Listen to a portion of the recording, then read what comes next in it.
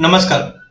आज के इस 5 मिनट वीडियो में हम हल्दी का आउटलुक देखेंगे। देखिए, जब भी हम हल्दी की बात करते हैं तो हल्दी के अंदर हमें समझना है कि आउटलुक क्या है, कैसे मूव किया है, क्योंकि पिछले 1 साल में हल्दी एक ऐसी कमोडिटी रही है जहां पे हम देखते हैं कि अच्छी खासी वॉलिटिलिटी रही है। पिछले साल मई में 6,500 के लेवल से हमने इस बार मार्च अप्रैल मई में 20,000 का लेवल भी देखा। तो ज्यादा करके हम 6 का 12, 12 का 24, मतलब इतनी बड़ी तेजी, इतनी बड़ी वॉलिटिलिटी क्यों बनी? ये मैं सबसे पहले स्टार्ट करता हूँ। जैसे पिछले साल भी हमने हल्दी कॉन्फ्रेंस जो बम्बई में हुई थी, बॉम्बे में हुई थी, वहाँ पे भी हमने पार्टिसिपेट किया था, इस बार भी किया था। तो पिछले साल का जो हमारा व्यू प्लान था, वो हमने रखा था, जहाँ पे हमें हमारी उम्मीद थी कि पिछले साल जब 15 सितंबर में, तो हमारा मानना था कि प्राइजेस में एक अच्छी तेजी बनेगी, और इसका हमने एक पूरा प्रोक्योरमेंट प्लान बनाकर दिया था 15 सितंबर 2023 को, जब हमने देखा था कि प्राइजेस सितंबर के अंदर करीबन 13 साढ़े 13 के आसपास की रेंज में थी। तब हमारा मानना था कि प्राइजेस में तेजी आएगी, जो साढ़े 15 18, और जनवरी एंड तक हम 21,000 तक का लेवल देखेंगे। लेकिन जनवरी एंड में तो नहीं आया, बट हमने देखा मार्च के फर्स्ट वीक में हमने हल्दी के अंदर 20,400 का हाई लगते हुए देखा। तो लगभग जैसा हमारा व्यू था, वैसा ही मार्केट में मूव बनता हुआ दिखाई दिया। आगे क्या? तो ये साल की अगर हम बात करें, तो ये साल हल्दी के अंदर काफी कंस्ट्रेंट रहेंगे। वॉलिडिटी हम ऑलरेडी देख रहे हैं कि काफी अच्छी वॉलिडिटी मार्केट में बनी हुई है। तो सबसे पहले अगर हम देखते हैं, तो अभी तक प्राइजेस के अंदर हमने देखा कि 13,000 से लगभग 20,430 का हाई लगते हुए देखा। जिस ढंग से हमने देखा कि इस बार माल काफी कम था और डिमांड अच्छी बनी हुई थी, जिसकी वजह से ये तेजी मार्केट में बनते हुए दिखाई दी। कारण काफी थे, शिपमेंट्स को लेकर थे, डिमांड थी, कैरी ओवर स्टॉक नहीं था, जिसकी वजह से ये रैली बनते हुए दिखाई दी। अभी तक के परफॉर्मेंस की बात करें, तो ये रिपोर्ट हमने 29 अगस्त को बनाया था। तो 29 अगस्त तक की बात करें, जब भाव 13,000 का भाव था, और लगभग हमने जनवरी से लेकर अभी तक 8% के करीब का फॉल देखा। यह सबसे बड़ी गिरावट पिछले 3 महीनों में हमने बनते हुए देखी। कारण क्या था वो हम भी जानते हैं। इस बार सोइंग अच्छी होने की उम्मीद है, जिसकी वजह से ये पिछले 2 से ढाई महीने में हमने एक बड़ा गिरावट आते हुए देखा। सोइंग की अगर बात करें, तो जिस ढंग से हमने फार्मर्स में, इनफैक्ट अभी भी थोड़ी देर पहले मैं एक एफपीओ के साथ ही जुड़ा हुआ था, उनका भी मानना है, उनका तो इनफैक्ट मानना है कि सर, जो आप ये 30-35 बोल रहे हैं, इतना नहीं है। हमारे हिसाब से 20-25% ही सोइंग में बढ़ोतरी आई है, ज्यादा नहीं है, क्योंकि फार्मर बाकी क्रॉप्स पे ज्यादा शिफ्ट हुए। लेकिन फिर भी मैंने कॉन्क्लेव में भी काफी जन से मिला और लोगों से भी कनेक्टेड हूं मैं काफी। तो सबका मानना है कि 30-35% के आसपास की स्विंग में बढ़ोतरी हुई है, जिसके चलते पहले ये मान के चल रहे थे कि ऊंचे भाव में, क्योंकि देखिए पिछले साल भाव लगभग 7,000 का भाव था, 7 का भाव 20 में आ गया। तो इस बार उम्मीद थी कि बम्पर या डबल स्विंग हो जाएगी। बट मैंने पहले भी कहा था, जीरे के केस के लिए भी कहा था कि कभी भी ऐसी बम्पर नहीं होती है, क्योंकि काफी इसमें हर्डल्स होती है, बीज भी होनी चाहिए है, फिर फार्मर दूसरे क्रॉप पे जो शिफ्ट हुए वो भी इंपॉर्टेंट फैक्टर है। तो लगभग अब मिलकर आ रहा है कि 30-35% आएगा। अच्छा, फिर गिरावट क्यों आई? क्योंकि अगस्त महीने में मॉनसून काफी अच्छा रहा है ग्रोइंग एरियाज में, क्योंकि बारिश और धूप दोनों साथ साथ में चल रही थी, जिसके चलते हमने देखा कि यील्ड में भी इंप्रूवमेंट हुई है, एंड रिजल्टेंट हमने ये फॉल आते हुए देखा। तो अब आप देख सकते हैं, जो स्विंग का पीरियड था वो ऑलमोस्ट पूरा कंप्लीट हो चुका है। तो अब उसमें कोई गुंजाइश नहीं बढ़ेगी। तो कुल मिला के 30-35%, हाँ, जैसे जैसे टाइम बढ़ेगा हमको और ज्यादा क्लियरिटी मिलेगी। लेकिन एज ऑफ नाउ जो निकल कर आ रहा है, 30-35% की स्विंग में बढ़ोतरी आई है। बैलेंस शीट की बात करें, तो बैलेंस शीट में एम्बिग्युइटी डेफिनेटली रहनी है। पिछले साल भी मैंने आपको बताया था कि लोगों का मानना था कि 40 लाख बोरी के आसपास का प्रोडक्शन है। मेरा मानना था कि 50-51 के आसपास होगा। लेकिन ये अगेन बोलता हूँ, मेरे कोई डेटा नहीं है, ये जो भी डेटा मार्केट से या एजेंसी से जो आते हैं, मैं उसी को कंपेल करके रखता हूँ। हाँ, कुछ फार्म्स पे मैं भी जाता हूँ, सिटीज में जाता हूँ, वहां पे फिजिकली देखते हैं। लेकिन एक छोटा एरिया देखकर मैं पूरे इंडिया की बताऊं, ये कोई सही नहीं है। तो जो मार्केट में एजेंसीज होती है, न्यूज एजेंसीज भी है, फार्मर है, एफपीओ है, जब इनसे बात करते हैं तो हमें एक आकलन मिलता है। तो हम मान के चलते हैं कि 50-60 ये बहुत बड़ा फिगर है वैसे, बट मैं बोलता हूँ, अगर अपन 58 लाख बोरी के भी अगर प्रोडक्शन पकड़े और 40 लाख बोरी के आसपास का कैरी पकड़े, पिछले साल की बात कर रहा हूँ मैं, तो 1 के आसपास का स्टॉक, जैसे हम पहले मान के चल रहे थे कि 90-95 ही रहेगा, बट थोड़े बहुत हमने देखा कि डिमांड में थोड़ा डिटोरेशन भी हुए हैं, जिसके चलते, लेकिन हमारी जो एक्चुअल डिमांड होती है वो कभी भी आप समझ के 70 और 30 के फिगर में ही होती है कि 65-70 लाख बोरी का हम ज्यादा करके डोमेस्टिक कंजम्पशन देखते हैं और 28 से 30 लाख बोरी के आसपास का एक्सपोर्ट देखते हैं।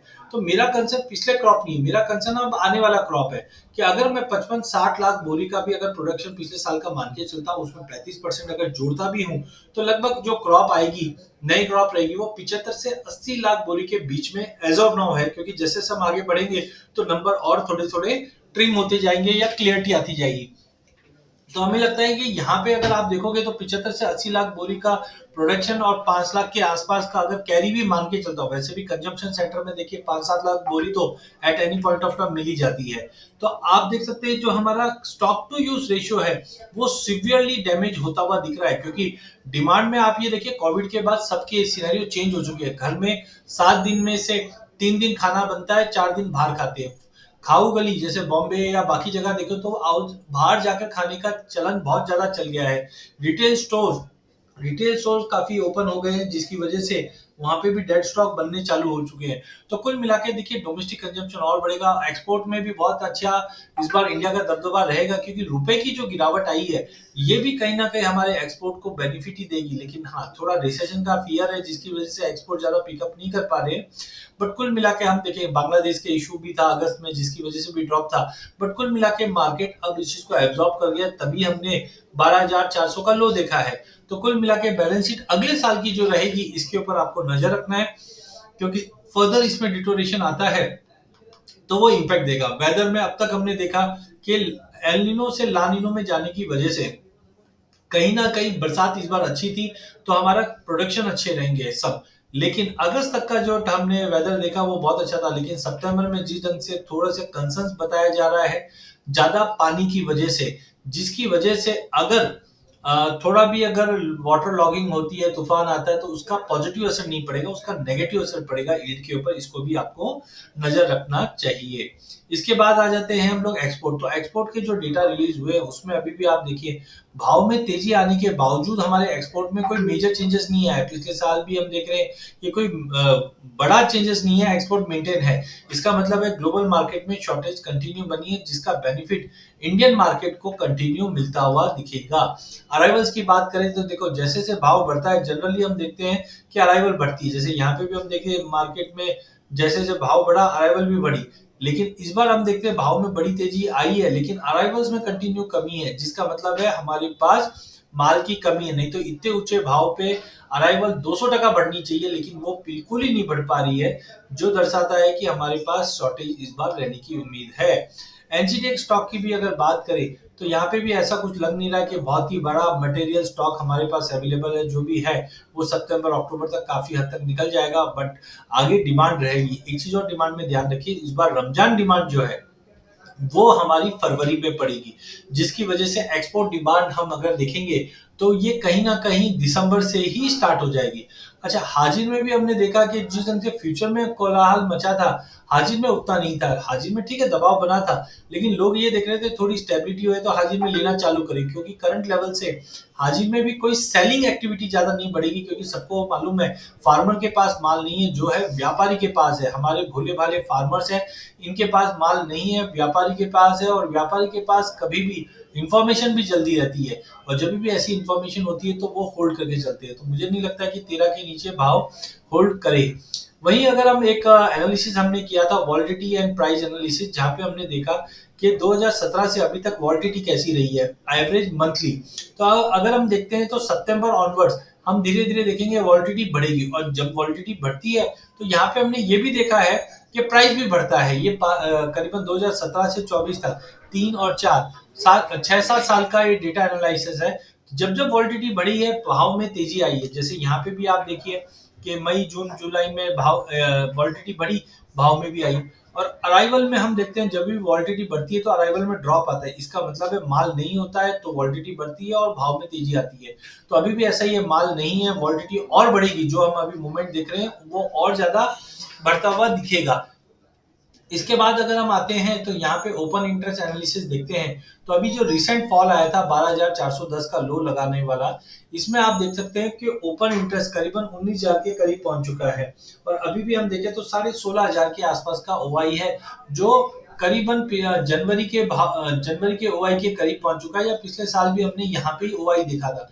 और जब भी ऐसी ओआई पहुंच जाती है जैसे सितंबर 2023 में, तो यहाँ से हम देखते हैं कि स्ट्रॉन्ग बिल्टअप होना चालू होता है, जो ओआई 28 तक चल जाता है। तो इसका मतलब है कि कहीं ना कहीं 16 16.5 का ओआई जो चल रहा है वो एक न्यूट्रल ओआई है। यहाँ से अगर हम अपनी पोजीशन बनाते भी है तो डाउन साइड रिस्क बहुत मिनिमल रहने की उम्मीद है। अब हम सीजनैलिटी की बात करें तो ये देखिए ब्लू वाली सीजनैलिटी है, ये लॉन्ग टर्म सीजनैलिटी बताती है जो 5 साल की 2019 से। तो यहाँ पे आप देख सकते हैं सीजनैलिटी में हमने देखा था मई जून जुलाई तक की तेजी होती है, फिर बड़ी गिरावट आती है और इसी के तहत हमने देखा था कि जून जुलाई अगस्त के अंदर 20,000 का भाव दिखाने के बाद मार्केट में गिरावट आ गई थी। वैसे सीजनैलिटी में सितंबर थोड़ा सा होल्ड करता है, फिर अक्टूबर में गिरावट और फिर नवंबर के बाद तेजी आती है। बट पिछले साल भी हमने ऐसा ही देखा था, मार्केट स्लैंट रहा फिर, लेकिन इस बार जो गिरावट आई थी ना वो अप्रैल ऑनवर्ड से ही चालू हो चुकी थी। तो जिसका मतलब है कहीं ना कहीं जो बड़ी गिरावट आगे आनी थी वो ऑलमोस्ट हो चुकी है। यहाँ से मार्केट अगर सितंबर में स्टेबल होकर रिकवरी करने की पूरी पूरी गुंजाइश है।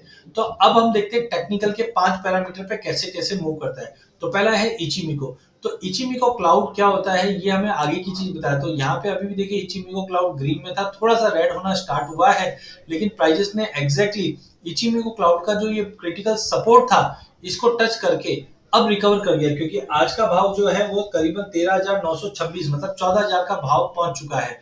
तो ये रिकवर हो चुका है, तो इचिमिको क्लाउड का वीकली बेस पे सपोर्ट बन गया। आरएसआई, तो आरएसआई ऑलरेडी हमने देखा 32 का लो लगाने के बाद अब आरएसआई सपोर्ट लेना चालू कर चुकी है, जिसका मतलब है कि आरएसआई भी ओवरसोल्ड में चले गई थी। फिर आता है वॉलेटिलिटी के लिए हमारे पास है चॉपीनेस इंडेक्स। तो चॉपीनेस इंडेक्स हमें बताता है मार्केट में वॉलेटिलिटी तो और बनेगी, क्योंकि ये वीकली चार्ट है और अभी भी चॉपीनेस इंडेक्स नीचे की तरफ ही मूव कर रहा है। तो जो अभी तक मूवमेंट देखा है वो मूवमेंट और भी बढ़ते हुए दिखाई देंगे। वर्टेक्स हमें बताता है कि मार्केट में तेजी एक ही मंदी। तो हमने देखा था कि मई ऑनवर्ड से ये वर्टेक्स नेगेटिव में चले गया था, अब ये एग्जॉस्टेड लेवल पे पहुंच चुका है, क्योंकि इससे पहले भी जब तेजी बनी थी तब हमने देखा था अगस्त में यही एग्जॉस्टेड लेवल पे पहुंचने के बाद हमने रिवर्सल आते हुए देखा था। तो सिमिलरली जो अभी मंदी आई है वो भी एग्जॉस्ट होने की कगार पे पहुंच चुके हैं। इसी चीज को देखते हुए अगर मैं डेली चार्ट पे भी इनिशियली देता हूँ पोजीशन और फिर वीकली पे जाऊंगा, तो डेली चार्ट पे हमने देखा था एक अच्छा पैटर्न बना हुआ था और बार बार में प्राइजेस एक सपोर्ट लेके 17,000 का सपोर्ट लेके उठने की कोशिश कर रहा था। बट जैसे ही हमने ये सोइंग की न्यूज पे देखा एक ब्रेकआउट आया, ये टाइम फीवर बताता है वॉलिडिटी। तो हमने देखा कि जैसे टाइम फीवर चेंज हुआ मार्केट में मंदी आई और मंदी बहुत बड़ी मंदी बनी है हमारी। लेकिन ये मंदी इसलिए इंपॉर्टेंट है क्योंकि 12,600 का लेवल इससे पहले जनवरी में भी हमने देखा था और 12,200 का लेवल दिसंबर में भी देखा। तो ये लेवल जो थे वो अब मार्केट सपोर्ट कर गया है। तो 12,600 का हमारा एक्सपेक्टेशन था, 12,410 का लो लगाने के बाद मार्केट उठ चुका है और अब 14,000 के करीब आ चुका है। लेकिन अभी भी मुझे लग रहा है कि एक बार 14,800 के ऊपर निकला तो फिर आप भूल जाइए, मार्केट यहाँ से शूट अप कर जाएगा। जो ऊपर में बैर मिनिमम हम देख रहे हैं कि आने वाले टाइम में 17 17.5 का बेसिक है। हाँ, एक बार उसके ऊपर निकलता है तो मैं अभी भी बोलता हूँ अगले साल आपको नया हाई दिखेगा। क्यों? क्योंकि बैलेंस शीट बहुत ज्यादा टाइट है। बट टेक्निकली जैसे मैंने कहा था स्ट्रॉन्ग सपोर्ट 12,640 का बनेगा, 401 का लो मार्केट मार्केट अब उठना चालू कर चुका है। तो कुल मिला के अगर टेक्निकल समरी की अगर बात करें तो हमने देखा मार्केट ने जो ब्रिज डाउन किया फॉलिंग चैनल हो गया है। अब प्राइजेस 200 मूविंग एवरेज को क्रॉस करने की कोशिश करेगा, 200 मूविंग की तरफ जाने की चेष्टा करेगा। तो कुल मिला के मुझे लगता है कि प्राइजेस 11,600 से 12,600 के सपोर्ट ले चुके हैं। प्राइजेस 13,000 का भाव था उस दिन। अभी हमारा मिनिमम एक्सपेक्टेशन है 15,800 का लेवल, बट हो सकता है कि हम आने वाले दिनों में 17,600 तक का भी लेवल देखें, जिस ढंग से बैलेंस शीट काफी टाइट है।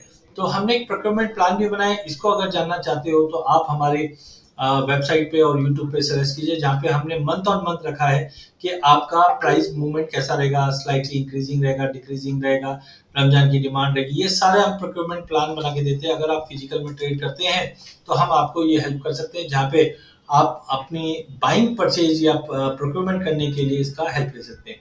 साथ में मैंने ये एक क्यूआर कोड यहाँ पे रखा है, इसको अगर आप स्कैन करते हैं तो आपको टर्मरिक से रिलेटेड जो भी इंफॉर्मेशन है ये टाइम टू टाइम आपको मिलती रहेगी। हमने एक कम्युनिटी भी बना रखी है।